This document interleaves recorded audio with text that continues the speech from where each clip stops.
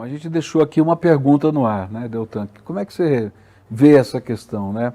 Essa ideia de sabedoria, lisura, dentro dos poderes, de modo geral, né?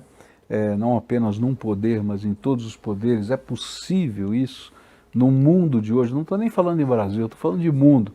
Porque se a gente roda o mundo, muito dos problemas que nós vivemos aqui, talvez a intensidade, vamos dizer assim, os mecanismos de defesa da sociedade sejam diferentes, mas os problemas, quando envolve poder e dinheiro, eles mais ou menos caminham, né? Lá na Europa a gente vai ver exemplos disso, nos Estados Unidos a gente vai ver e assim por diante, né?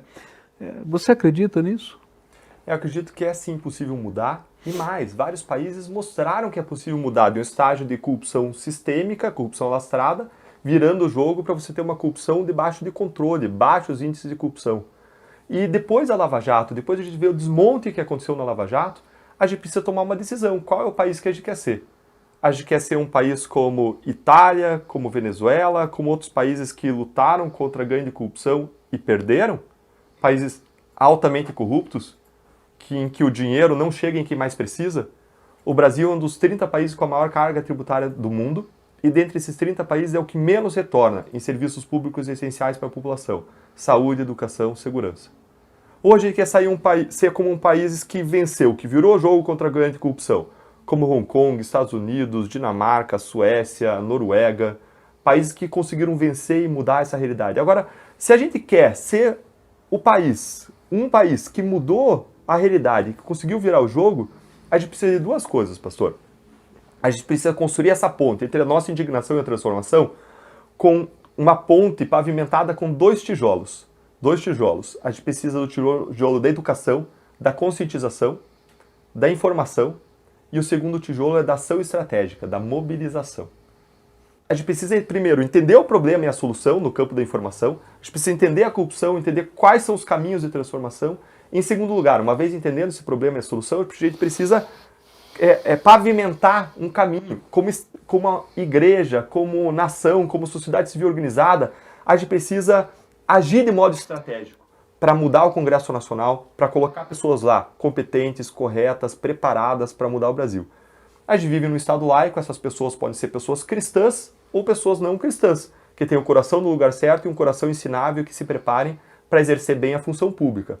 Agora, como a gente está falando para um público especialmente cristão, a questão que eu deixo é: como cristãos, nós temos uma responsabilidade de amar o próximo, não só na dimensão espiritual e emocional, mas também na dimensão material, de ser sal da terra, de ser luz do mundo, de impactar a realidade, de ser agente de transformação. E se a gente quer fazer isso, a gente também precisa fazer isso por meio da política. A política não pode ser tabu no meio da igreja. Existem dois sentidos da palavra política. Um primeiro sentido é de política partidária, e aí tudo bem, eu entendo que não entre na igreja. Mas existe um segundo sentido em que a política entra na igreja, ainda que você não perceba, que é a política no sentido de cidadania, de exercício de cobrança de direitos. Quando a igreja reclama que tem um buraco na frente da rua com a prefeitura para que seja consertado, isso é exercício de cidadania. E a gente precisa, de novo, ensinar cidadania à luz dos princípios e valores bíblicos, do mesmo modo como a gente ensina as famílias a como gerenciarem as suas finanças pessoais à luz dos princípios e valores bíblicos, dizendo: olha, não gasta mais do que ganha, não faça dívida, atua corretamente, paga os teus credores. Princípios bíblicos que nos ensinam a como a gente agir nas mais diferentes áreas da vida, e não pode ser diferente na área da política. A igreja cometeu alguns equívocos no passado e ela acabou se retirando dessa área por medo de entrar nessa área e fazer alguma coisa errada, botar os pés pelas mãos. Agora a igreja tem percebido cada vez mais nos últimos anos que é um erro também se omitir. É um erro se omitir no bem que a gente pode fazer e não faz. Eu fiz um estudo sobre esse assunto, é interessante essa matéria. E eu descobri, estou falando aqui no meio batista, tá? No meio batista, a concepção de separação entre igreja e Estado, ela mudou significativamente durante a ditadura militar, tá?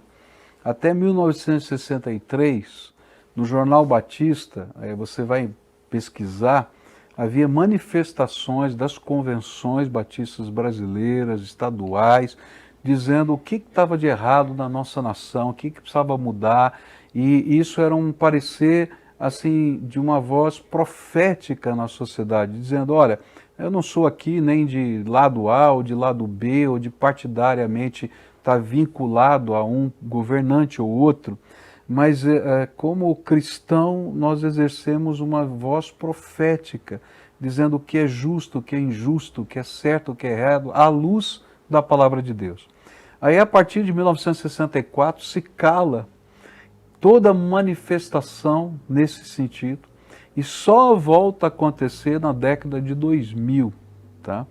Porque houve um entendimento errôneo da igreja de que separação entre igreja e Estado é ser uma pessoa que não tem opinião, que não tem ideia, que não tem pensamento. Então eu diria que a gente tem que usar aquilo que está lá em Romanos 12, né, que a gente não se conforma com esse mundo. O cristão não se conforma com o mundo, ele não se conforma tanto na sua vida pessoal, mas com relação a toda forma de injustiça. E é por isso que todo cristão tem que estar envolvido nos conselhos de governo, tem que estar envolvido nas ações comunitárias, nas necessidades, né? Porque é parte do nosso cristianismo, fazer o bem, né? Se você acredita que isso é o bem, você tem que fazer, porque não fazer é pecado, diz a Bíblia, né? Então é uma coisa para a gente pensar e meditar. Mas eu tenho que caminhar, porque já está caminhando para o fim aqui, o nosso programa está indo tão rápido. E muita gente mandou para mim aqui uma pergunta, tá? E a pergunta é bem direta, porque olha, você está falando tudo isso e tal, e você sabe que no meio evangélico, tá, você tem pensamentos opostos com relação a esse assunto que eu vou colocar. Tem gente que acha que é neutro, mas tem muita gente no meio evangélico que acha que não é neutro, que é pernicioso. E a pergunta é, você e a maçonaria, como é que se dão? Pastor, eu não pertenço à maçonaria, não tenho vínculo com a maçonaria, e eu vi surgir uma fake news, uma narrativa que foi criada a partir de uma visita que a gente fez como procurador da República, como pessoa que estava divulgando para diferentes entidades e diferentes religiões, diferentes instituições da sociedade civil, a gente estava divulgando as 10 medidas contra a corrupção. E várias entidades, várias instituições apoiaram. Uma delas foi a maçonaria, assim como a Igreja Católica, assim como as igrejas evangélicas, assim como as associações comerciais, assim como várias universidades.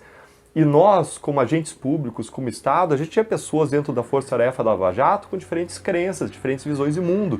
E como Estado, nós não podemos fazer acepção entre as diferentes religiões. O Estado, ele é laico, ele deve tratar com uma neutralidade, sem preferência. Ele estimula a religião, a Constituição estimula a religião nas mais variadas vertentes, mas não pode haver uma preferência entre diferentes religiões ou entidades.